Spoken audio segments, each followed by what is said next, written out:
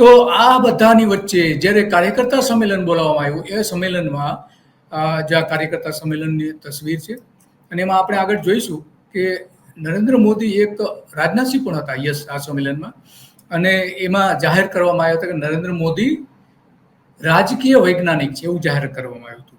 તો હવે એ ખરેખર વાસ્તવમાં કેવા વૈજ્ઞાનિક છે એ પણ આપણે જોઈશું કે ખરેખર વૈજ્ઞાનિક છે નથી, શું છે શું નહીં, એની પણ આપણે ચર્ચા કરીશું. અને આ બધી જ ત્યારે મોટા પ્રમાણમાં શો પણ કરવામાં આવ્યો હતો સરદાર પટેલ સ્ટેડિયમમાં, કે જે આ એ સ્ટેડિયમ કે જ્યાં આત્મારામ પટેલનું ધોતિયું ખેંચાયું હતું, ભારતીય જનતા પાર્ટીના નેતા. એનું ધોતી કાંડ થયું હતું, વસ્ત્રાહરણ થયું હતું, ઘણા બધા નેતાઓને મારવામાં લેવામાં આવ્યા હતા, કેરોસીન છાંટીને સળગાવી દેવાનો પ્રયત્ન થયો હતો. આ એ જ સરદાર પટેલ સ્ટેડિયમ જે આપણે જોઈ રહ્યા છીએ કાર્યકર્તા સંમેલન, આટલા મોટા પ્રમાણમાં ત્યારે કાર્યકર્તાઓ હતા, જોઈ શકીએ છીએ આપણે આટલા મોટા પ્રમાણમાં હતા. અડવાણી પણ હતા એ કાર્યક્રમમાં.